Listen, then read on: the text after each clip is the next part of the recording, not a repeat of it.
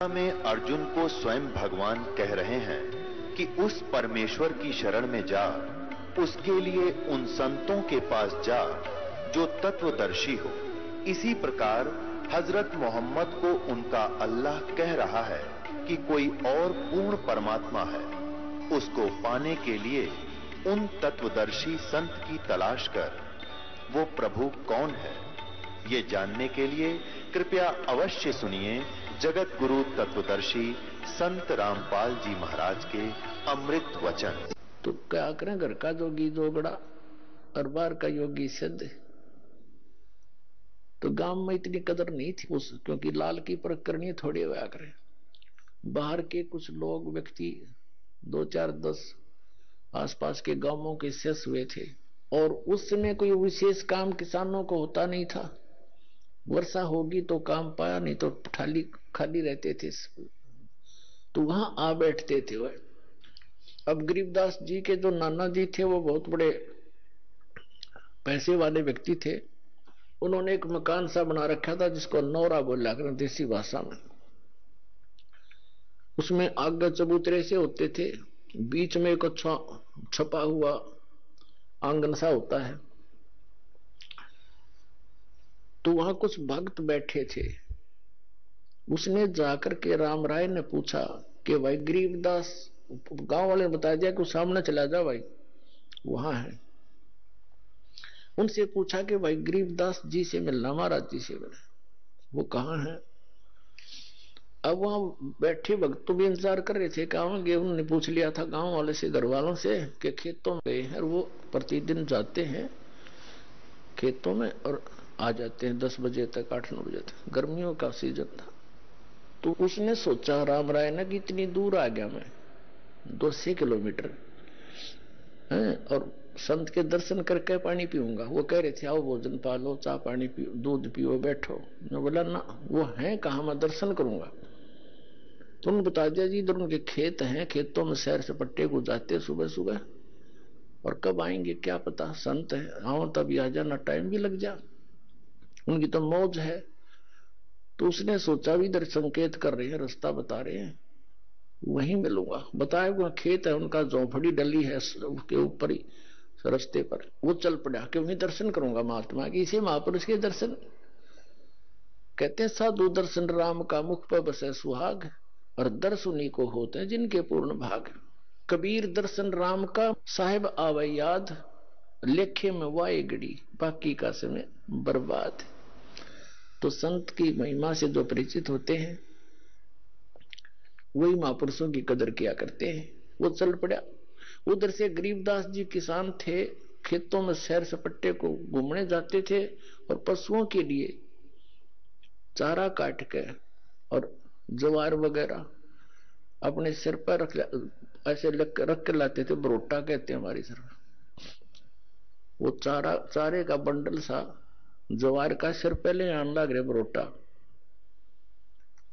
और वहां की वेशभूषा धोती कुर्ता जो उसमें होती थी, किसान हरियाणा की वेशभूषा, उसमें रहते थे। किसान थे, बाल बच्चेदार थे। तो उस राम राय ने सोचा इस किसान तो पूछ लो महाराज जी के बारे में। उसने कहा भाई डटिए, रुकना।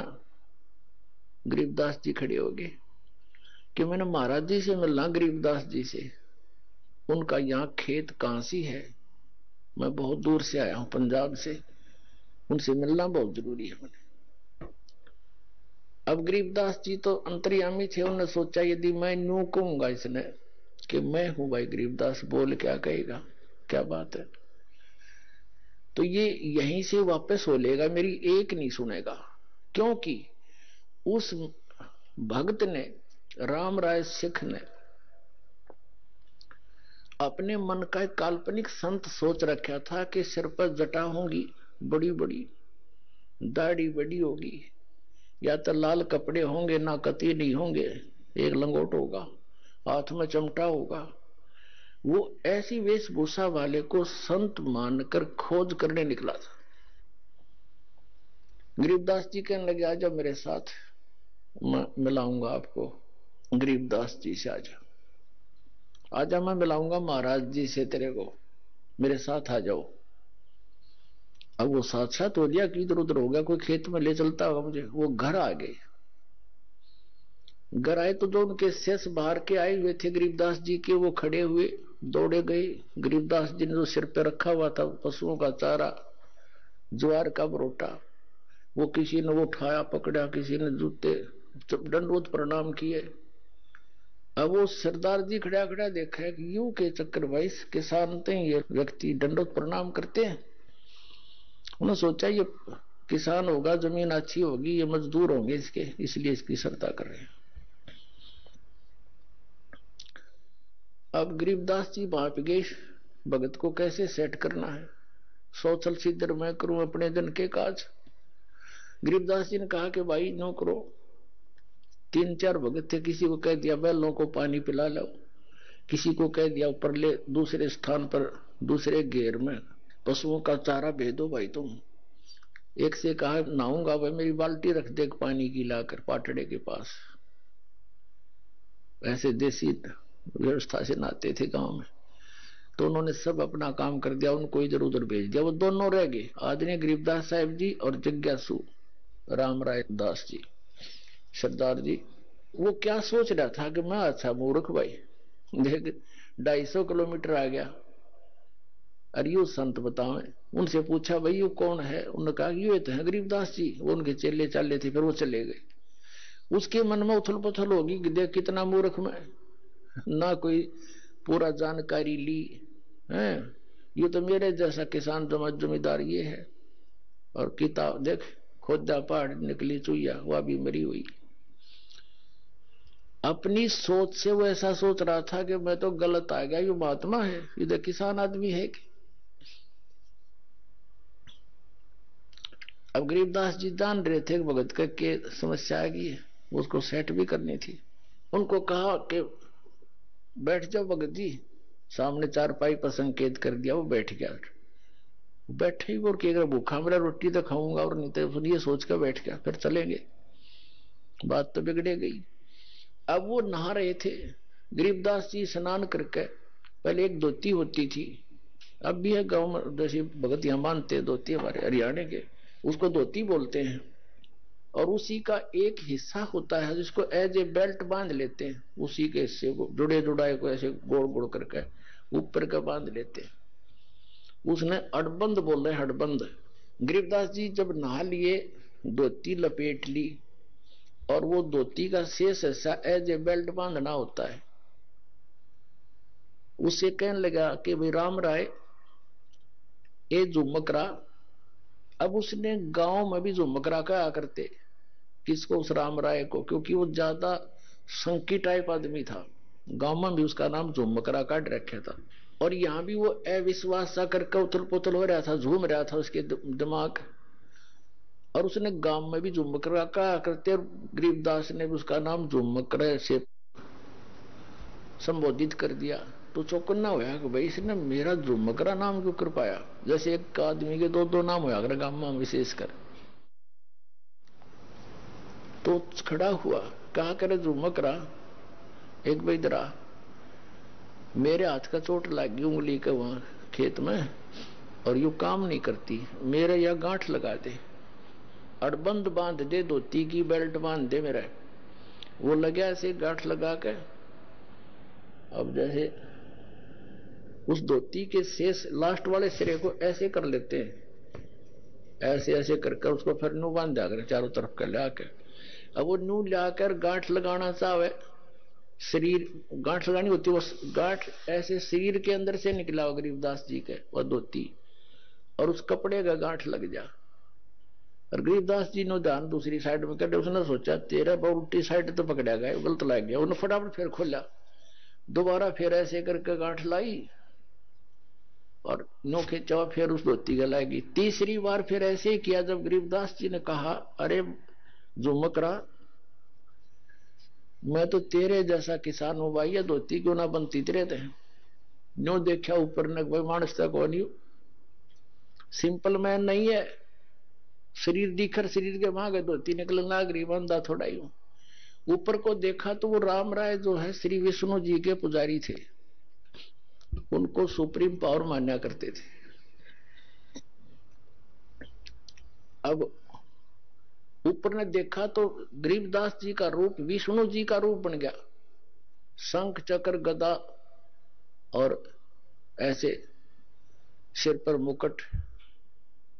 और यूं देखा वो, नो देख के चरणों में पड़ गया, चरणों में गिर गया, महाराज बख्श दो, मैं तो गलती होगी। फिर एकदम वो उसी रूप में थे, तो मालिक यानी परमात्मा कबीर जी सारी लीला कर रहे थे उसके फड़क मिटाने के लिए गरीबदास जी का रूप ऐसा दिखा दिया उन्होंने, जिसके वो पुजारी थे, ताकि सेट होकर सुन लेंगे सारी राम कहानी हमारी।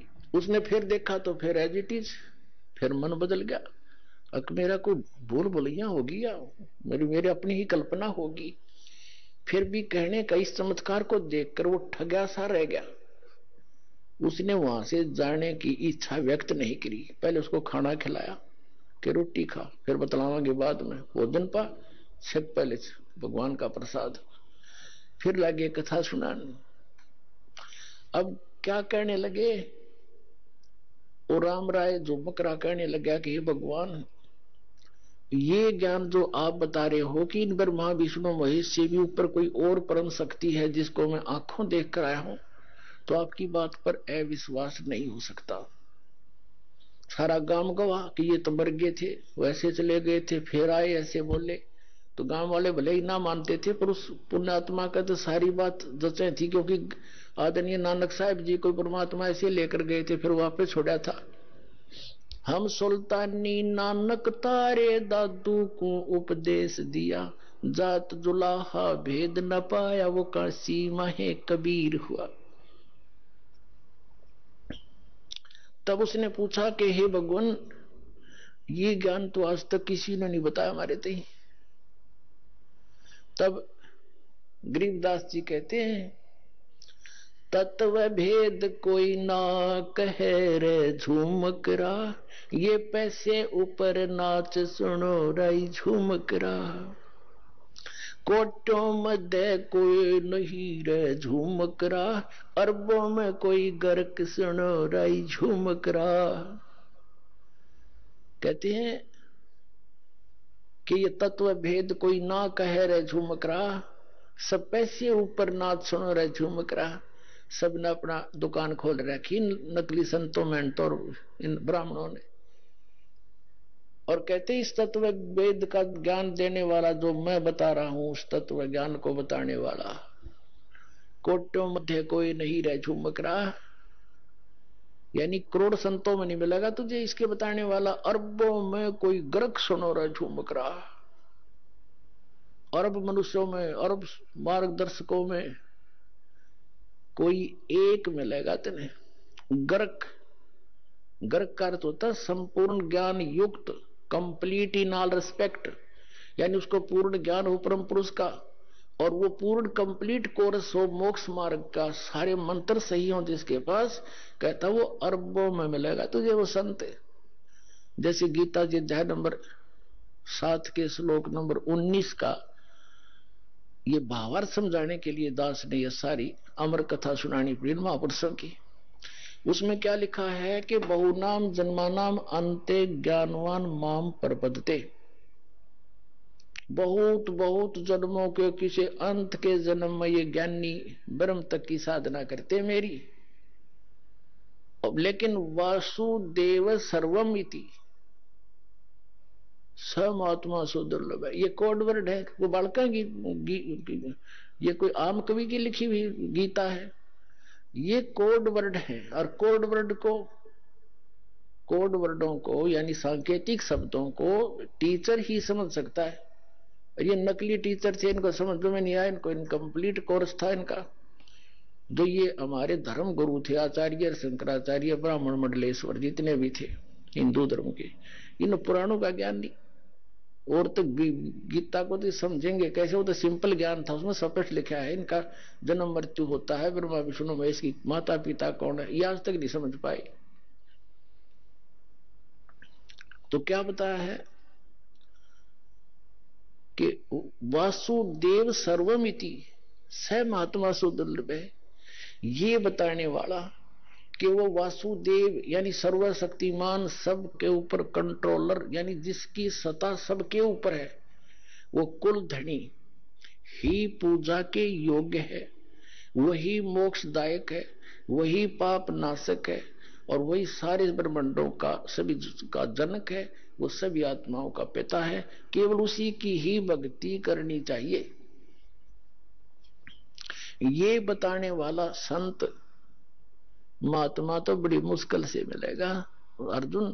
तो यहां गरीबदास जी भी वही कह रहे हैं, कोटों मध्य कोई नहीं रे झुमकरा, अरबों में कोई गर्क सुन रही झुमकरा, तत्व भेद कोई ना कहे रे झुमकरा, ये पैसे ऊपर नाच सुनो रही झुमकरा।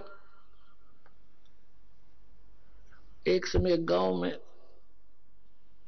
एक ब्राह्मण कथा कर रहा था और उसने 30 दिन के लिए कथा रख दी, 30 दिन कथा करूंगा।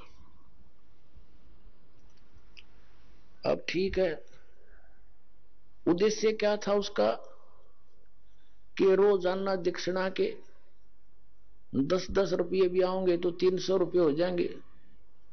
300 रुपये तो उस टाइम के आज के 30 लाख के बराबर समझ लो। 250 वर्ष पहले 1 रुपये की भैंस आ जाया करती तो 80,000 की आती है, 90,000 की। तो उसने इस उद्देश्य से कथा करनी शुरू कर दी 30 दिन तक। जिस दिन उसकी कथा का भोग पड़ना था, उसी गांव की चंडाल चौकड़ी ने सोचा कल इस पंडित जी की कथा का भोग पड़ेगा और गांव वाले वहां इसका चढ़ावा चढ़ा देंगे गणा, और यू करा कित यू इसका नहीं चढ़ने देना। ब्राह्मण गए, वो आकर गांव में सारे सब तरह के। उन्होंने क्या किया, उसी दिन सुबह सुबह जो भोग पड़ना था, दिल्ली से एक चंपाकली नाम की नाचने गाने वाली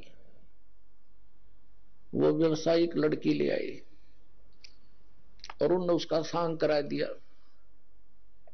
अब सारा गांव और इधर के उधर के लोग उस पूरा पहुंच गए। पंडित जी दौरा वो घर घर के बैठे जिसका कथा करे था। अब पंडित जी कहता है 30 रुपये 30 दिन में, हर चंपाकली के 2 घंटे में आगे 500 रुपये चांदी के वह लेकर जाती रही। और पंडित जी ने पता लगा उसका सारा खून जल गया, उठ कर चाल पड़ा। वो गाल का 30 रुपये गोज में जेब में। अब वो चला जा रहा था, उसको पता था कि यहाँ एक गरीबदास नाम के संत हैं, वो उसके रास्ते में आवे था। घर जाने के रास्ते में छुटानी गांव पड़े था। उन्होंने सोचा चल महाराज जी दौरे बैठा, थोड़ी बहुत बतलावांगे, देखी किसी दुनिया होगी। वो नो बतान गया था।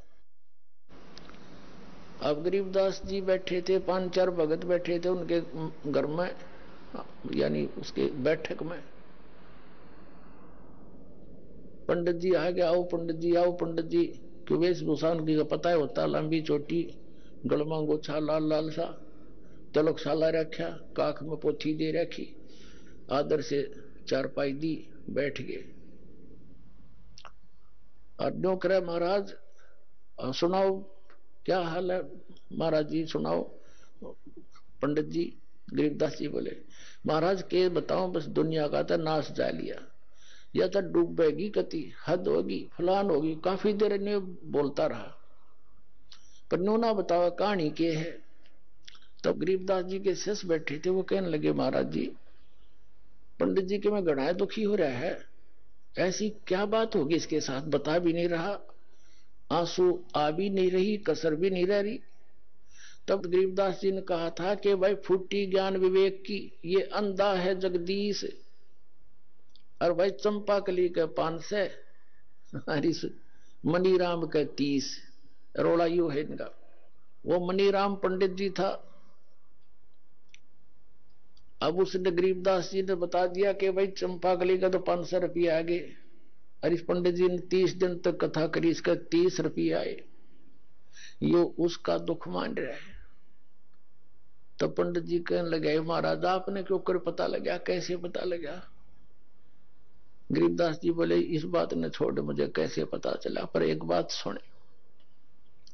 आप उस गांव के लोगों को और चंपाकली को उलाहना दे रहे हो कि उस वहां ऐसा कर दिया, वहां पैसे के लूट लेगी, और तू क्या कर रहा था वहां पर? आप किस उद्देश्य से कथा कर रहे थे? कथा सत्संग 1 दिन कर ले, 2 दिन कर दे, 4 दिन कर ले, तेरा उद्देश्य क्या था? आप बताओ सच्ची आत्मा से। उद्देश्य यही था कि 30 दिन में कम से कम 300 रुपये तावेंगे। एक बात बता पंडित जी, गरीबदास साहब बताने लगे उनका, जिस समय राजा परीक्षित को 7वें दिन सर्प ने डसना था,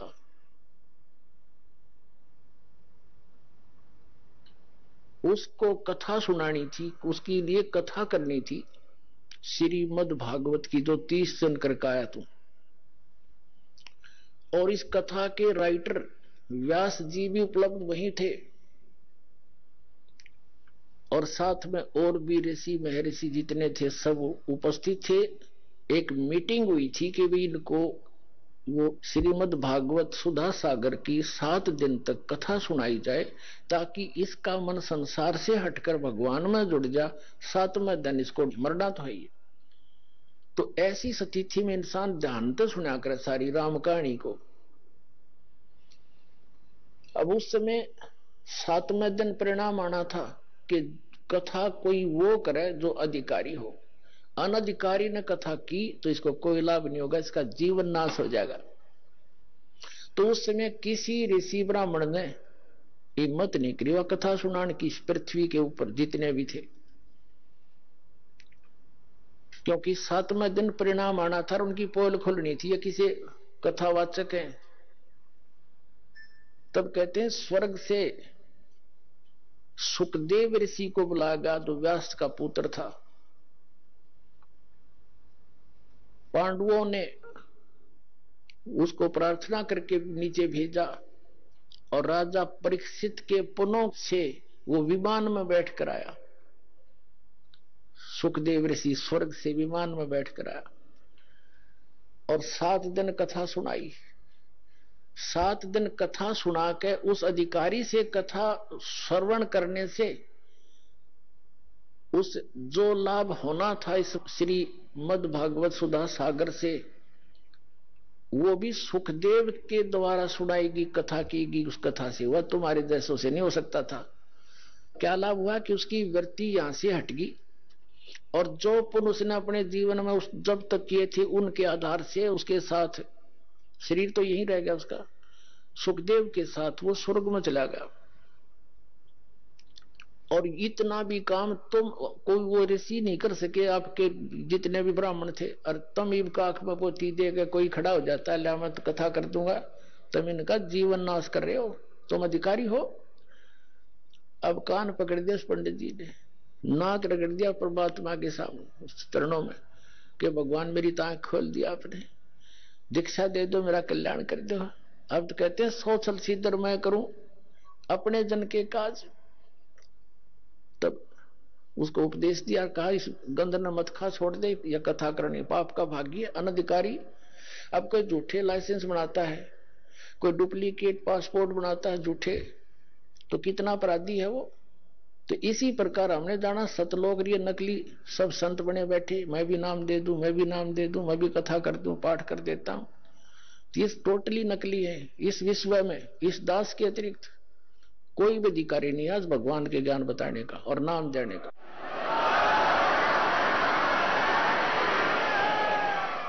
ये अभिमान ना समझना, कति तत्व ज्ञान समझ लेना इसको। अपने आत्माओं जो प्रसंग चला था कि यहां प्राणी कितने दुखी हैं, और हम अपने बच्चों को शिक्षा किस लिए देते हैं कि ये पढ़कर शिक्षा की महिमा से परिचित हुए, तो आज उस सत्र का लाभ हमारे बच्चे प्राप्त कर रहे हैं। अब ठीक इसी प्रकार जिस समय श्रीमद् भगवत गीता अध्याय नंबर 7 के श्लोक नंबर 29 में क्या कहा है कि अर्जुन जरा मरण मोक्षाय माम आश्रित यतन्ति ये ते ब्रह्म तत्विदु कर्षणम अध्यात्म अखिलम च कर्मम।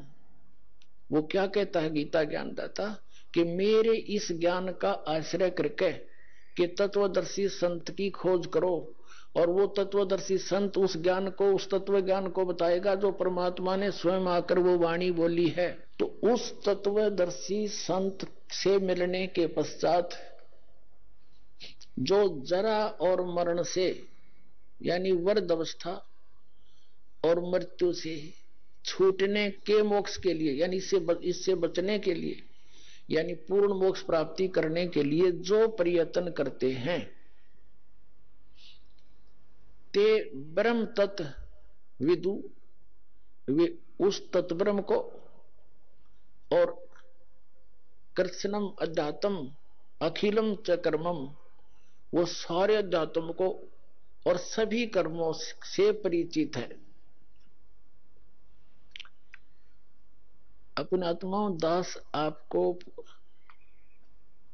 वो अमर कथा सुना करके, उस सतलोक की यथा सतिथि बता करके और कई महापुरुषों के प्रमाण दे करके ये सिद्ध करना चाहता है कि आपका हृदय यहां से हटे, ये लोक ठीक नहीं, यहां आप रह नहीं सकते थे, कितना कोशिश कर लेना।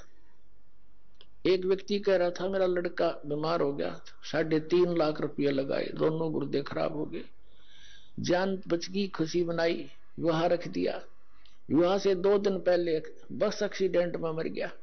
बता, जिसके लिए सारे पाप कट्ठे कर्म कट्ठे करे थे, धन जोड़ा था, वो धन भी गया और पुत्र भी गया, और आप भी 92 हो गया मरना।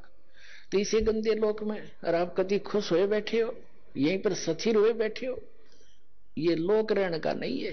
अब तक ना ज्ञान था, मजबूरी थी, कोई बतानिया नहीं था, बताओ थे नकली थे, सट्टे मारे थे, इनके पास समाधान नहीं था। तो अब आपने कमर कसनी पड़ेगी। ठीक है, जब तक आप यहां रहोगे आपके साथ परमात्मा रहेगा, आपका आंच नहीं आने देगा, तो सच्चे दिल से इसकी शरण में रहोगे। तो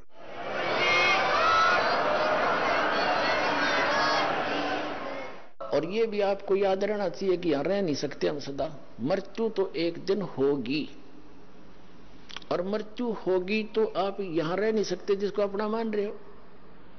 आपकी मृत्यु उस समय होगी जब आप चाहोगे, ये भी सोच लेना। लेकिन चाहोगे इस ज्ञान से, तब तक आपके पोते पोती भी बड़े बड़े हो लेंगे, वो भी भक्ति कर रहे होंगे, तो वो भी सुखी होंगे। तो उस समय आपके मन में एक बीमारी आवेगी, क्योंकि जब जीव को सुख हो जाता है तो ये न सोचा है सारे दुख भूल जाए, यहाँ के नो ठीक ठाक था, कोई खास बात ना थी, अड़ता तो कैर टूट रहा सारे जीवन में, और पिछले थोड़े से दिना में सुख हो जाओ, वो सारे दुखान भूल के यूं बढ़िया लगने लग जाता है, अन्यों पता मृत्यु होगी। तो यहाँ के किसी भी सुख की इच्छा नहीं करनी, आप किसी भी वस्तु की चाह नहीं रहे। अंत में मान लीजिए यहाँ सारा परिवार तेरा ठीक और मृत्यु होगी, आप मान नाइजीरिया में पैदा कर दें आपको, बताइए यू के काम आया तेरा, यहाँ का जोड़ा जाड़ा, और फिर नया प्रोसेस वही शुरू हो जाएगा, प्रोसीजर। मनुष्य जीवन हुआ तो ऐसे, फिर बच्चे पैदा हुए, कोई मर गया कोई जी गया, सारा दिन पेट का रोला, सारी उम्र खत्म हो जाएगी। तो इस जन्म और मृत्यु के इसको लू न याद करके इस चक्कर रहे, आपने हृदय से चाक करनी पड़ेगी वहां की सच्चाई के आधार पर, क्योंकि वहां जाने के बाद फिर धीरे धीरे जैसे यहाँ परिवार जुड़ा है, तो आपका ये परिवार जो आज भक्ति कर रहा है, जिसको आप अपना मान रहे हो, यहाँ नहीं आपका है, ये वहां धीरे धीरे आकर के आपके साथ वहां फिर एक परिवार रूप बन जाएगा। वो फिर कद्दे भी ना मरे, ना बूढ़ा हो और ना मृत्यु हो, सदा सुखी, कोई काम नहीं, परमात्मा की याद वहां भी बनी रहती है, आत्मा को विशेष कसक रहती है, वो वहां का एक आनंद न्यारा उस भजन का। और वो सैर सपट्टे कहीं करो, विमान सबके पास है, बड़े बड़े मकान हैं, आगे बहुत बड़े लान हैं, बाग बगीचे हैं, फलदार वृक्ष हैं, ये सत्कर मान लेना, कोई बड़का के बुकान की बात नहीं है।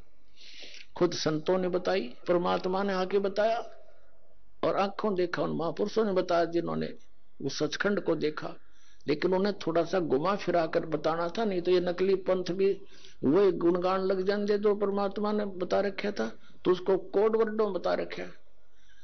और वो कोड वर्ड इस दास का समझ में आए कबीर भगवान की रजा से, और किसी का समझ में ना आए, तो उसके आधार से प्रत्यक्ष प्रमाण करके दिखाऊंगा आपको कबीर साहब की वाणी में, जिसको कबीर पंथी रोज पढ़ा करते। अब प्रसंग चल रहा था कि जो वो सुख है सतलोक में और हम खोज रहे हैं इस मृतलोक में, नमक की बोरी में, और बुरा का टेस्ट कोई खोज रहा हो, कितनी समझ है उसके अंदर, उसको पता ही नहीं फिर बुरा कैसी होती है, कहां है। तो यहां जब तक हम उस पूर्ण परमात्मा के उस स्थान से परिचित नहीं होंगे, उस सुख से, और उससे परिचित कैसे होंगे, उन महापुरुषों के प्रमाण जिन्होंने आंखों देखा सचखंड और फिर वापस छोड़ा, और उनमें से विशेष आदरणीय गरीबदास साहिब जी और आदरणीय धर्मदास साहिब जी को परमात्मा ने ये विशेष ज्ञान दिया था, और उनके द्वारा लिपिबद्ध उस ज्ञान से प्रमाण आंखों देखा उन महापुरुषों का बताया हुआ, और दास पर रजा हुई जो आपको आज खोल रहा है, ये सारे मिला करके आपको विश्वास करा देगा। ये दास आपका मन ऐसा हट जाएगा इससे, जैसे गीता जी अध्याय नंबर 2 के श्लोक नंबर 46 में कहा कि अर्जुन, जैसे बहुत बड़े जलाशय की प्राप्ति के उपरांत छोटे जलाशय में जैसी आस्था जीव की रह जाती है, ऐसी तेरी श्रद्धा उस परम पिता परमात्मा के तत्व ज्ञान और उस परमात्मा के सुख से सतलोक से परिचित होने के बाद उस ज्ञान की प्राप्ति के उपरांत इन अन्य भगवानों में और यहाँ के सुख और स्वर्ग के सुख में ऐसी रह जाए। जैसे पहले सभी व्यक्ति तालाबों पर आश्रित होते थे, एक तालाब ऐसे होते थे, वर्षा होगी भर गया, सारा वर्ष उसी से पशु भी पानी पीते थे, उसी से मनुष्य भी जल निकाल कर उसी पर आश्रित होते थे, उसी से थोड़ी बहुत कोई बगीची सिंचाई कर लेते थे। तो उस तालाब का पता होता था एक वर्ष वर्षा ना हो तो सारा सूख जा, और उस पर आश्रित व्यक्ति भी तड़फ तड़फ कर मरे यदि 2 वर्ष वर्षा ना होते।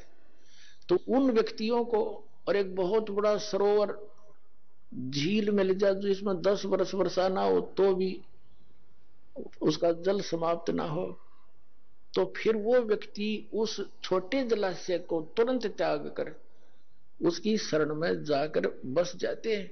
लेकिन उस छोटे जलाशय यानी इन भगवानों से जो ब्रह्मा विष्णु महेश ब्रह्म परब्रह्म से जो हम लाभ ले रहे थे वो पर्याप्त नहीं था। वो जलाशय का जो जल था वो पर्याप्त नहीं था, लेकिन बुरा नहीं था। और जब हमने वो मिल गया जलाशय, कौन जाखे उसकी तरफ। तो ऐसा समझ लेना वो सतलोक में इतना सुख है, ऐसी सदाबहार स्थिति, यहाँ तो 2 वर्ष वर्षा ना हो, दरे दराए रहे, जहाँ सारे टक्कर मार मार कमरा जनता एक दूसरे को खा जा बुड़ के भर भर के। ऐसे बहुत बार पीछे ऐसी स्थिति आई है। ये लोक है कि तो परमात्मा ने दया बख्शी, पुण्यात्मा को जन्म दिया ताकि ये भक्ति करके पीछा छुटवा लें, सोधी दे दी, पंप वगैरह लगा लेते हैं, समय पर वर्षा कर रहे हैं। ये वैसे नहीं हो रही है। अब जितने भी मानव शरीर प्राणी हैं ये बहुत पुण्यकर्मी प्राणी हैं, लेकिन दुर्भाग्य उनका जो ये पहचान नहीं पा रहे इस दास के द्वारा दिए गए इस ज्ञान को, और वो वंचित इस मार्ग से। तो लेकिन परमात्मा का वचन है कि कलयुग में ये ज्ञान पूरे विश्व में जाएगा और पूरा विश्व इस ज्ञान को ग्रहण करेगा। एक बार ऐसी शांति आवेगी जैसे सतयुग में होया करे, क्योंकि यहाँ की इस बीमारी का पता चलेगा ये रोग है क्या, ये माया किस लिए जोड़ रहे। सारा जीवन इस कोठी बंगले बनाने में खो देते, हमारी मृत्यु हो जाती है, हम गधे बने हैं और कोठी नौकी नो खड़ी है। बता कोई ये जीवन था हमारा। तो इस मालिक की शरण में आपको सुख भी मिलेगा, जो इस कलयुग में जो मिलने वाला सुख है वो तो आपको देगा ही देगा। इस कलयुग में जो आपको आवश्यक वस्तु होंगी अवश्य देगा भगवान। जो आपको इस कलयुग में देख ले, टेलीफोन और ये मोबाइल और ये टेलीविजन, इंटरनेट और ये गाड़ियां, इनकी आवश्यकता किस लिए? इसकी आवश्यकता अब हमें इसलिए होगी कि हम भगवान की वचन सुना करेंगे। जेब में मोबाइल डाल लिया और मंत्र चल रहे हैं, परमात्मा का सत्संग चल रहा है, जा रहे हैं, कान में लीड ला ली, दूसरे नहीं पता क्या सुन रहा है। और पहले इन्हीं का दुरुपयोग करने के लिए काल ने प्रेरणा कर दी, इसमें फिल्में भर दी, बकवाद भर दी, वो हम पास आउट कर देंगे कति, केवल इसके अंदर गाने रहेंगे। और एक दिन वो दिन आएगा पूरे मीडिया के अंदर परमात्मा का ज्ञान चला करेगा, नहीं जनता स्वीकार नहीं करेगी। ये सत्कर मान लेना।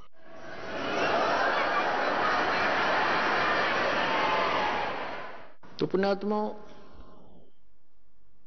इस झूठे सुख को सुख कहे ये मान रहा मनमोद, ये सकल चबीना काल का कुछ मुख में कुछ गोथ। तो परमात्मा कहते हैं मन तू सुख के सागर बसरे, और ना ऐसा यसरे, चल हंसा सतलोक हमारे, छोड़ो यो संसारा हो। इस संसार का काल है राजा, इन माया जाल पसारा हो। एक लोक अपनी महिमा आप बता रहे हैं कि सबके पार एक और परमात्मा है, वहां स्थान है जो सबका सृजनहारा हो। चल हंसा सतलोक हमारे, छोड़ो यो संसारा हो। बोलो सतगुरुदेव।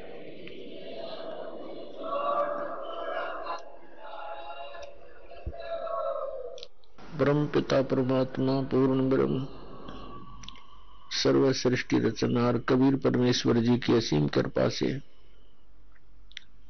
आप पुण्यात्माएं सत्संग सुनने के लिए उपस्थित हुए। भक्ति मुक्ति के दाता सतगुरु, भटकत प्राण फिरंदा, उस साहिब के हुक्म बिना नहीं तरवर पाथ हिलंदा। परम पिता परमात्मा कबीर जी ये हम सभी आत्माओं के जनक हैं, और ये हमें संदेश देने के लिए यहाँ आते हैं, ये ज्ञान कराने के लिए इस काल के लोक में सशरीर आते हैं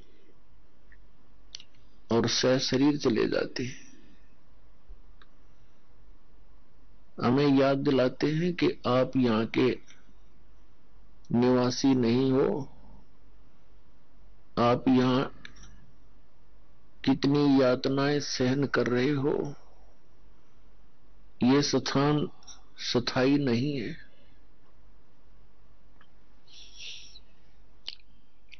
अब क्या बताते हैं? आइए अब हम उन श्रद्धालुओं के अनुभव जानते हैं जो जगत गुरु तत्वदर्शी संत रामपाल जी महाराज जी से दीक्षा प्राप्त कर चुके हैं तथा उनके द्वारा बताए गए भक्ति मार्ग पर चल रहे हैं। नमस्कार जी। नमस्कार जी। क्या नाम है जी आपका? मेरा संतोष नाम है जी। बहन जी आप कहाँ से आए हैं? करनाल से आई हूँ जी। बहन जी संत रामपाल जी महाराज से नाम दीक्षा आपने कब ली? 5 जुलाई 2018 को ली जी। संत रामपाल जी महाराज से नाम दीक्षा लेने से पहले क्या आप कोई भक्ति साधना भी करती थी? मेरा जन्म ब्राह्मण परिवार में हुआ जी, और हमारे पिताजी वेद शास्त्रों को पढ़ते थे, बचपन से ही हम सुनते थे। तो मन में एक बहुत ही जिज्ञासा हुई कि परमात्मा की प्राप्ति इस जन्म में अवश्य करनी है, चाहे मेरे को जंगलों में जाना पड़े, कोई गुरु बनाना पड़े, साधु भी बनना पड़े, ये बहुत ही इच्छा थी। और हमारे पिताजी के पास पंडित लोग आया करते थे, तो मैं उनसे बहुत ही क्वेश्चन किया करती थी कि आखिर सबसे बड़ा भगवान कौन है। कि जैसे हम विष्णु पुराण पढ़ते हैं तो उसमें विष्णु की महिमा, शिव पुराण पढ़ते हैं तो उसमें शिव की महिमा, दुर्गा पुराण पढ़ते हैं तो दुर्गा की महिमा, इनमें से एक ही हम परमात्मा को क्यों ना याद करें जो जड़ हो, जो सबसे ऊंचा हो। ये मन में बहुत संकल्प चलते थे।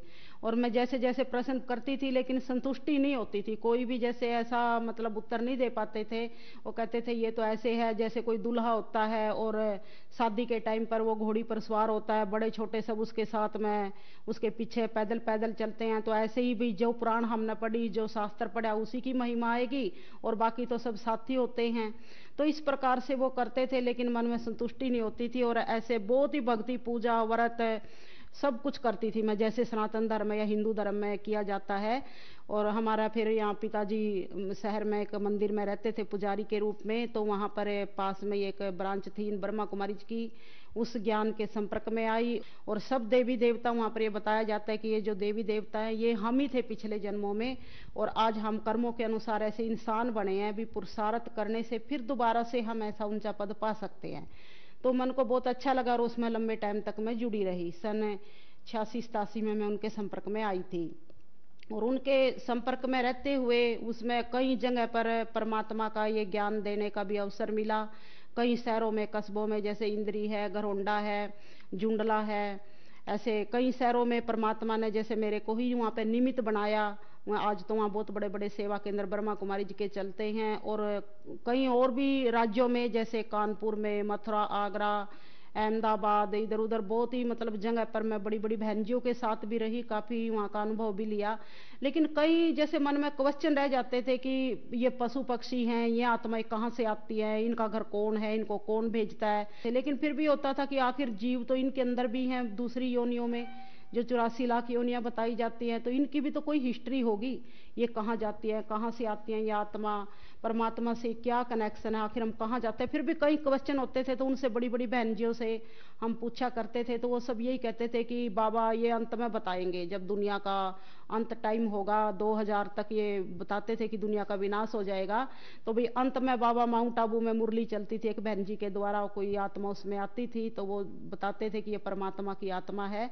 तो वहां पर वो बताया जाता था कि लास्ट टाइम पर परमात्मा खुद बताएंगे। अभी कई बातों के भगवान ने राज रखे हुए हैं कि भाई ये अभी नहीं खोले इन बातों के राज और लास्ट में बताएंगे। तो मेरे को होता था कि लास्ट तक क्या पता हम रहे या ना रहे, शरीर का तो कोई भरोसा नहीं है, तो लास्ट तक कौन इंतजार करेगा। भाई जब ज्ञान, परमात्मा ज्ञान का भंडार है, सागर है, तो उनके पास तो हर सवाल का आंसर होना चाहिए, उनको बताना चाहिए कि कहाँ पर क्या है, कैसे है, किस आत्मा का किसके साथ क्या संबंध संपर्क है, क्यों हम यहाँ इस संसार में आते हैं, कहाँ जाते हैं, कौन हमारा लेखा जोखा करते हैं। तो कुछ विस्तार से वहाँ पे जानकारी नहीं मिलती थी। तो ऐसे करते हुए ब्रह्मा कुमारी जी में रहते हुए ही फिर मैं आसाराम जी महाराज का भी, उनसे भी मिली, हरिद्वार में गई एक बार। और फिर ये जो कबीर पंथी अभिलाष महाराज जी हैं, इन्होंने मेरे को बीजक भी दी थी, इनको भी एक बार इनका प्रोग्राम था हरिद्वार में, इनसे भी भेंट हुई। और ये धन धन सतगुरु जी सच्चा सौदा, इनके यहाँ सिरसा में भी गई।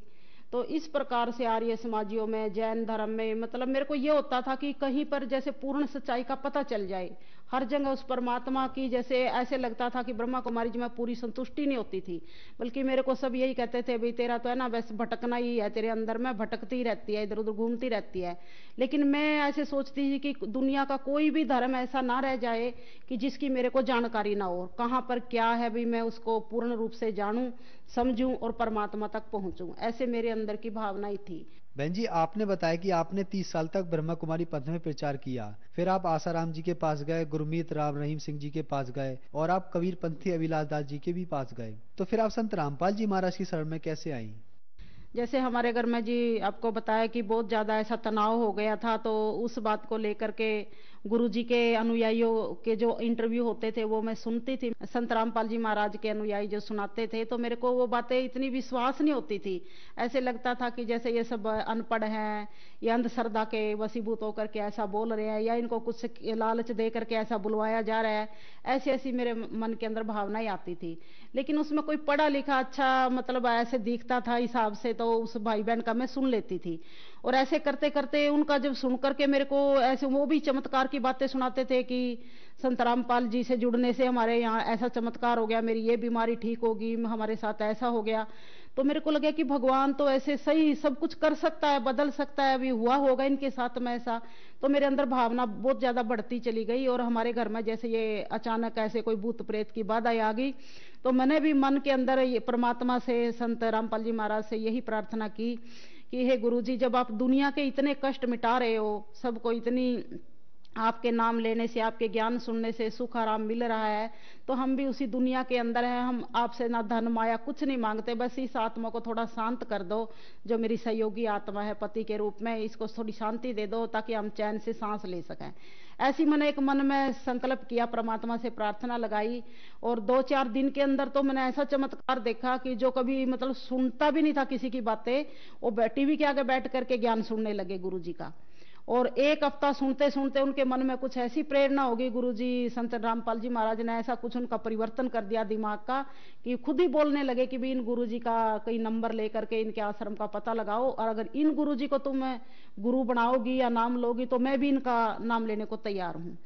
तो ऐसे करके मैंने फ़ोन मिलाए इधर उधर करके, जब पता चला कि भी हमारे पास में हरियाणा में कौन कौन से ये नामदान केंद्र हैं, और कुरुक्षेत्र में, फिर मेरी कोई भावना ऐसी नहीं थी कि मैं नाम लूंगी, क्योंकि मैं तो अपने आप को एक बहुत ही जैसे सर्वानंद जी की तरह ऐसा समझती थी कि मैं तो इतने बड़े बड़े गुरु महात्माओं से मिली हूँ, मेरे अंदर तो खुद ही इतना ज्ञान है, मैं गुरु तो किसी को बनाऊंगी नहीं, लेकिन सुनना मेरे अंदर सबकी एक मेरी भावना थी कि भी सबकी मैं सुनूं कौन क्या कहता है। तो ऐसे में उनके साथ आकर के भी चलो ये नाम लेंगे तो अच्छी बात है। और इनके साथ में मैं भी कभी इनका ना मैंने आश्रम देखा था संत रामपाल जी महाराज का, ना कभी इनके साक्षात दर्शन किए थे, ना किसी इनके अनुयायी से कभी मिली थी, और ना कोई मैंने बुक भी नहीं पढ़ी थी इनकी। एक बुक कभी मेरे को मिली थी 1 साल पहले, लेकिन वो ऐसे ही दबा करके रख दी थी, उसको पढ़ भी नहीं पाई थी, क्योंकि वो ज्ञान मेरे समझ में ही नहीं आया था। क्यों, हमारे को ब्रह्मा कुमारी जी में तो कुछ और ही टाइप का ज्ञान दिया जाता था, तो इस कारण वो मेरी बुद्धि इतना नहीं समझ सकी और मैंने उसको ऐसे ही रख दिया था। लेकिन जब मैं यहाँ कुरुक्षेत्र में पतिदेव के साथ में आई और उन्होंने नाम लेने के लिए वो तैयार हुए बैठे, तो मैं भी साथ में ही बैठ गई, और मन में ऐसे ही मतलब इतने हल्के रूप से मैंने नाम लिया था कि भाई चलो देख लेते हैं, आज तक कोई जिंदगी में ऐसा कोई मन से गुरु नहीं बनाया है, तो भी शायद कुछ हमारा उद्धार हो जाए। वैसे भी दुनिया कहती है भी गुरु बनाना जरूरी है, बिना गुरु के उद्धार नहीं है, मुक्ति नहीं है। संत रामपाल जी महाराज गुरु जी का ये नामदान लिया। मैं जी, हमने सुना है कि जो भी श्रद्धालु संत रामपाल जी महाराज से नाम दीक्षा लेते हैं उनको बहुत सारे लाभ प्राप्त होते हैं। क्या आपके साथ भी कुछ ऐसा ही हुआ कि संत रामपाल जी महाराज से नाम दीक्षा लेने के बाद आपको भी कुछ लाभ प्राप्त हुए? हाँ जी, बिल्कुल। पहली बात तो यह है कि मेरे अंदर जो एक ज्ञान की तड़फ थी, ज्ञान की इच्छा थी कि परमात्मा कौन है, कहाँ है, उसे कैसे मिला जाए, ये देवी देवता की क्या हिस्ट्री है, ये कैसे बनते हैं, कहाँ रहते हैं, मतलब इतने अलग अलग टाइप के ज्ञान सुन करके है ना, मेरी मन की जो स्थिति थी ऐसी हो गई थी कि बिल्कुल मैं इस जन्म में तो परमात्मा तो मिलना दूर रहा, मैं बिल्कुल मेंटल पागल हो जाऊंगी, पागल खाने में ही चली जाऊंगी इस ज्ञान के चक्कर में। क्योंकि इतने टाइप के ब्रह्मा कुमारी जी में से भी कम से कम 10-12 ऐसे ग्रुप बने हुए हैं, ऐसी उनके अंदर से अलग अलग शाखाएं निकली हुई हैं, कहीं विष्णु का अवतार, कहीं शंकर का अवतार, कहीं ब्रह्मा का अवतार, कहीं इंद्र का अवतार, कहीं दुर्गा का अवतार। उन सब के अलग अलग ज्ञान सुन सुन के बिल्कुल आत्मा है ना भ्रमित हो गई थी। और कोई किसी का पक्का अनुयायी था, कोई किसी का था, तो वो अपने के ही गुण गाते थे, निरपक्ष भाव से कोई बात ही नहीं करता था, ना कोई समझता था। तो मेरे को ये होता था कि कौन मेरी इन बातों का जवाब देगा, कौन मेरे को सेटिस्फाई करेगा। इस जन्म में तो मेरे को ये ज्ञान से बिल्कुल भी मैं सेटिस्फाई हो ही नहीं सकती, ऐसा मन में एक विचार था। लेकिन जैसे ही मतलब गुरु जी के इस ज्ञान में आगे आगे बढ़ती चली गई, सुनते रहे, किताबें भी पढ़ी, तो वैसे वैसे मतलब परमात्मा के ऐसे लगा कि बिल्कुल अब परमात्मा, पूर्ण परमात्मा की प्राप्ति हो गई है। ये पहले हमें जो ज्ञान था ब्रह्मा कुमारी जी में शिव परमात्मा के बारे में बताया जाता था, तो वो जैसे गीता में 3 भगवानों का वर्णन आता है, क्षर पुरुष, अक्षर पुरुष और परम अक्षर पुरुष, तो वो क्षर पुरुष तक का ज्ञान था। और लेकिन यहाँ पर सारे ही जैसे अनंत अनंत ब्रह्मांडों के बारे में परमात्मा ने खोल करके संत रामपाल जी महाराज के द्वारा ये ज्ञान जो बताया है, इस ज्ञान से मेरी आत्मा को पूर्ण संतुष्टि होगी। और ऐसे लगता था वो ज्ञान मैं कैसे भूल लूंगी जो इतने सालों से मेरे अंदर भरा हुआ है। तो वो ज्ञान धीरे धीरे जैसे जैसे ये सुनती चली गई परमात्मा संत रामपाल जी महाराज का ज्ञान, और वो ज्ञान अपने आप ही बाहर निकलता चला गया। अब बिल्कुल भी मेरे को याद करने से भी वो ज्ञान याद नहीं आता, और मेरी बिल्कुल शरीर भी ठीक है और मेरी आत्मा भी बिल्कुल शांत है। अब कहीं मेरी आत्मा में जैसे पहले होता था कि वहां पर कोई अवतार है, वहां पर कोई महात्मा है, वो ज्ञानी जाननी है, बस मन में होता था कि जाऊं उसके पास, सुनूं जा करके क्या ज्ञान है। अब कोई ऐसी मन में इच्छा नहीं है कि कहीं ज्ञान सुनूं। अब ये लगता बस यही भगवान का दर है और यही पूर्ण परमात्मा है। अगर यहाँ पर कोई इच्छा अधूरी रहेगी तो कहीं पूरी हो ही नहीं सकती। सारी इच्छाएं जैसे यहीं पर पूर्ण होंगी, अगर थोड़ा बहुत मन में कुछ रहता भी है असल तो सारा पूरा ही हो चुका है। और एक हमारा बच्चा है, बेटा है, तो वो मतलब बिल्कुल ही पढ़ाई में नील था, बिल्कुल भी कोई दिलचस्पी नहीं रखता था। और अब +2 में था, तो अब खुद ही कहता है कि मैंने इस साल कापियां तक भी नहीं बनाई। और इतना मतलब नाम तो ले लिया था उसने जैसे तैसे कहने सुनने से, लेकिन पढ़ाई में उसकी कोई रुचि नहीं थी। तो मन में यही था कि परमात्मा ही करेंगे, जो कुछ करेंगे, जो कुछ भी करेंगे वो अच्छा ही करेंगे, अगर फेल भी होगा तो अच्छा ही होगा। उसको खुद ही था कि मैं पास तो हो ही नहीं सकता, इसमें होता ही नहीं। और पढ़ाई में उसकी बिल्कुल भी आगे पढ़ने की भी कोई इच्छा नहीं थी, जबरदस्ती स्कूल जाता था। लेकिन सतगुरु रामपाल जी महाराज की कृपा से, कबीर भगवान की कृपा से वो बच्चा बिल्कुल पास हो गया है और उसको इस ज्ञान में भी पूर्ण रुचि है। वो भी नाम का जाप करता है, अब उसको भी सतनाम मिलने वाला है। और जो हमारे हस्बैंड है, पति है, वो भी इस ज्ञान में पूरी आस्था रखते हैं, मेरे से भी ज़्यादा रखते हैं। वो तो पूरा 2-3 टाइम बैठ करके 1-1, 1.5 घंटा मंदिर के हमारा सामने बैठ करके परमात्मा का ये आरती वगैरह सारा मतलब नियम से करते हैं, पूरे पक्के नियम के हैं।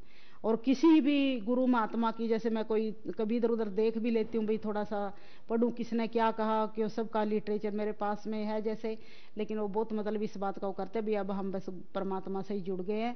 संत रामपाल जी महाराज की बुकों के सिवाय हमने किसी की बुकें नहीं पढ़नी है, ना सुननी है, बस इसी में हमें चलना है और हमारे घर में उसी से सुख शांति आई है, ऐसा मतलब मेरे को भी वो प्रेरणा देते हैं। जैसे हमारे पति थे, बहुत ही ज़्यादा मतलब इतना घर में क्लेश रहता था और हमारा घर बिल्कुल नरक जैसे ही बन गया था, और इतना रो रो के जैसे खून के आंसू रोने पड़ते थे, ऐसा लगता था कौन हमारे घर को संवारेगा, परमात्मा के सिवाय भी। ऐसे होता था कई बार परमात्मा जिस भगवान ने इस आत्मा को बनाया ना, वो भी इसको चेंज नहीं कर सकती।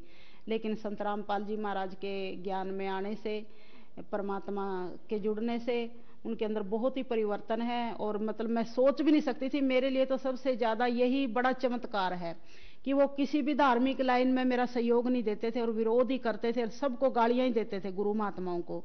लेकिन संत रामपाल जी महाराज ने उनकी बुद्धि को बिल्कुल चेंज कर दिया है, आज वो बिल्कुल एक देवता की तरह बन गए हैं। तो मेरे लिए बहुत बड़ी ये चमत्कार की बात है जो हमारे घर में ही घटित हुई है। और जैसे जैसे फिर मेरे ही शरीर पर भी इतनी दवाइयाँ खाती थी, पूरा थैला साथ में लेकर बैठती थी, उठती थी कि अब ये खानी है, घंटे बाद ये खानी, आधे घंटे बाद ये खानी, इतनी दवाइयाँ पता नहीं क्या क्या, कहीं गैस की, कहीं किसी दर्द की, कहीं बीपी की, कहीं शुगर की, कहीं ताकत की, खड़ा ही नहीं हुआ जाता था, चक्कर आते थे, इतनी मतलब दवाइयाँ खाती थी दुनिया भर की। ऐसा लगता था अब मेरा इन बीमारियों से, इन दवाइयों से छुटकारा नहीं हो सकता। कभी बोलती थी मेरे को उस हॉस्पिटल में डाल दो, कभी रामदेव के यहाँ डाल दो, भी वहाँ पे पड़ी रहूंगी अपना जैसे कैसे ठीक होती रहूंगी, साल 2 साल 6 महीना जो भी लगेगा, असल तो इलाज है ही नहीं। ये तो बोलते हैं, कहते शुगर का कोई इलाज नहीं है, इस बीपी का भी कोई इलाज नहीं है, तो कहते हैं तो जिंदगी भर चलती हैं ये बीमारियां, तो और दवाइयां खानी ही पड़ती हैं और परहेज भी करने पड़ते हैं, डॉक्टर लोग ये बोलते हैं जी। तो वैसा हम मान भी चुके थे। और फिर जैसे धार्मिक संस्थाओं में जाते थे, ब्रह्मा कुमारी जी में भी ये कहते हैं भी कर्म का जो लेखा जोखा है पिछला, वो तो ये हमारे कर्मों के आधार से हमारे यहाँ बीमारियां लगी हुई हैं, कोई हमारे शरीर में कमी आ जाती है, ये तो हमें कर्मों के आधार से भोगना ही पड़ेगा, इसको तो कोई काट ही नहीं सकता। भाई जो वहाँ पे जो शक्ति आके जो आत्मा कोई ज्ञान बोलती थी, वो भी कहती थी मैं इसमें कोई चेंज नहीं कर सकता, ये तो तुम्हारे कर्म का हिसाब किताब है। लेकिन यहाँ पूर्ण परमात्मा ने संत रामपाल जी के द्वारा जो ज्ञान दिया है, वो उसमें पूरा ही हमारे शरीर की बीमारियां भी खत्म हो गई, दवाइयां भी छूट गई और हमारे घर में सुख शांति भी आ गई।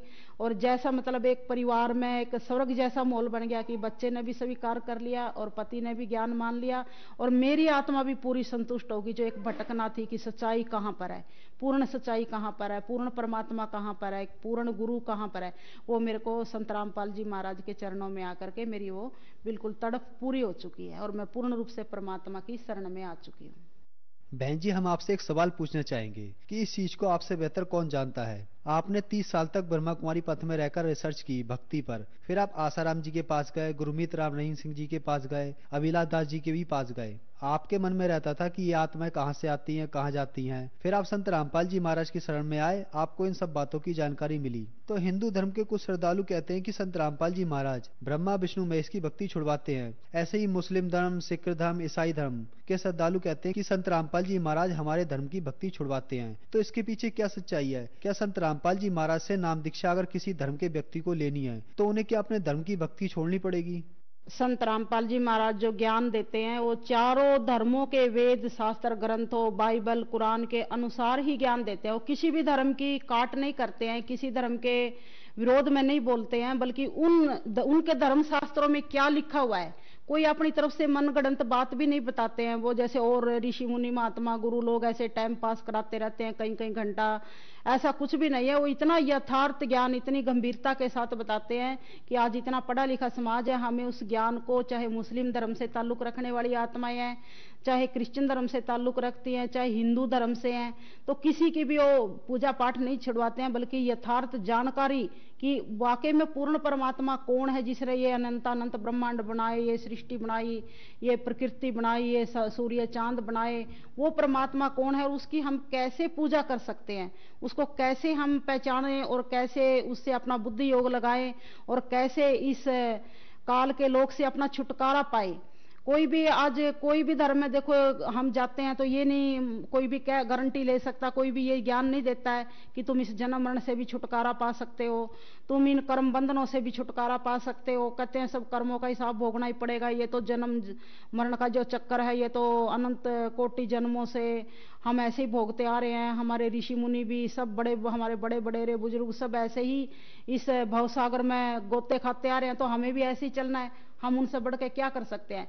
लेकिन पूर्ण परमात्मा कबीर साहिब ने संत रामपाल जी महाराज के द्वारा हमको ये ज्ञान दिया है कि हम इन देवी देवताओं की किस ढंग से पूजा करें, यथार्थ पूजा भक्ति क्या है, ब्रह्मा विष्णु शंकर की, दुर्गा माता की, काल ब्रह्म की, किस तरह से उन मंत्रों के माध्यम से कैसे हम उनको खुश रख सकते हैं और फिर उन पर जो टहनियों पे फल लगेंगे। संत रामपाल जी महाराज किसी भी धर्म की पूजा नहीं छुड़वाते हैं, बल्कि उनके ही धर्म ग्रंथों में क्या लिखा है उसको स्पष्ट करके विधिवत पूजा करवाते हैं, और कैसे हम उस पूजा से मुक्ति प्राप्त करें, ये परमात्मा के द्वारा संत रामपाल जी महाराज के द्वारा पूर्ण शिक्षा मिलती है। तो सभी भाई बहनों से मेरा ये अनुरोध है, मेरी प्रार्थना है कि संत रामपाल जी महाराज के ज्ञान को कम से कम 2-4 महीना अवश्य सुनकर देखें।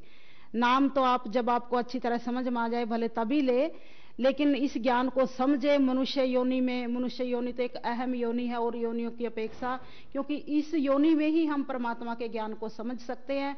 अगर ये अवसर हमने खो दिया तो फिर कभी भी हमको ये अवसर जिंदगी में नहीं मिलने वाला। इसलिए परमात्मा संत रामपाल जी महाराज के द्वारा जो ज्ञान दे रहे हैं, इस ज्ञान को आप घर बैठे टीवी के माध्यम से, आजकल तो इंटरनेट फोनों के माध्यम से, बुकों के माध्यम से कैसे भी हासिल करके इस ज्ञान को सुन के समझ के और अपने मनुष्य जीवन का जो आपका लक्ष्य है उस लक्ष्य को पा सकते हैं। बहन जी, पहले आप 1986 से ब्रह्मा कुमारी पंथ से जुड़े रहे, उसके बाद आप आसाराम जी के पास गए और भी बहुत सारे गुरु आपने बनाए, तो क्या आपने कोई गलती तो नहीं की? क्योंकि लोग कहते हैं कि गुरु नहीं बदलना चाहिए, गुरु बदलना पाप है। जैसे कई लोग कहते हैं कि गुरु नहीं बदलना चाहिए, ये गलत हो जाता है। अगर गुरु बदलेंगे तो गुरु तो एक ही होता है। जैसे कई उदाहरण देते हैं कि भी जैसे पति होता है, खसम होता है, तो एक ही होना चाहिए, कहीं नहीं हो सकते। इसी प्रकार से वो गुरु की तुलना करते हैं। लेकिन गुरु जी के माध्यम से हमें ये इस बात की जानकारी मिली है कि अगर एक गुरु के पास हमें पूर्ण ज्ञान नहीं मिलता है, पूर्ण मुक्ति की प्राप्ति नहीं होती है, तो गुरु बदलने में जैसे कोई मरीज होता है, अगर हमारा एक डॉक्टर से इलाज नहीं होता है तो हम दूसरा डॉक्टर बदलते हैं, तीसरा बदलते हैं, चौथा बदलते हैं, कई बदलने पड़ते हैं क्योंकि हम अच्छा होने की कामना रखते हैं। तो इसी प्रकार से गुरु भी हम बदल सकते हैं। परमात्मा कबीर साहिब ने भी ये गुरु जी के माध्यम से भेद खोला है कि भी हम गुरु बदल सकते हैं, और गुरु बदलने में ही हमारी जब भलाई है, हमको उससे अच्छी ज्ञान मिलता है, अच्छी प्राप्ति होती है, तो इसलिए हमें गुरु बदलने में कोई बुराई नहीं है। बहन जी, जो श्रद्धालु आज आपको देख रहे हैं, आप उन्हें क्या संदेश देना चाहेंगी? जो भी गुरु महात्माओं से, किसी से भी, आसाराम जी के अनुयायी हैं, धन धन सतगुरु के अनुयायी हैं, और खास करके जिस ब्रह्मा कुमारी संस्था में मेरा इतना कीमती समय बीता है, उन सभी भाई बहनों के लिए मैं एक यही रिक्वेस्ट करती हूँ कि आप इस ज्ञान को, संत रामपाल जी महाराज के ज्ञान को हल्के में ना लेवें।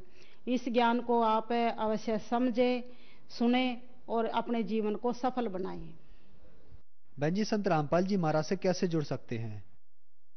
संत रामपाल जी महाराज के कई चैनलों पर सत्संग आते हैं।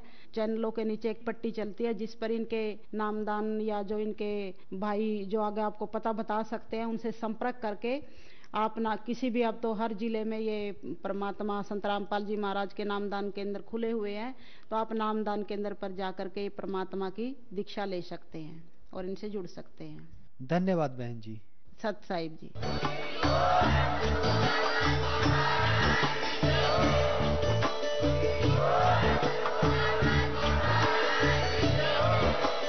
आप सुन रहे थे जगत गुरु तत्वदर्शी संत रामपाल जी महाराज जी के मंगल प्रवचन। अधिक जानकारी के लिए विजिट कीजिए हमारी वेबसाइट www.jagatgururampalji.org। संत रामपाल जी महाराज जी के शुभ आशीर्वाद से पूरे विश्व भर में 500 से भी ज्यादा नाम दीक्षा केंद्र हैं, जिन पर संत रामपाल जी महाराज जी द्वारा ऑनलाइन निःशुल्क नाम दीक्षा दी जा रही है। अपने नजदीकी नाम दीक्षा केंद्र का पता करने के लिए संपर्क करें।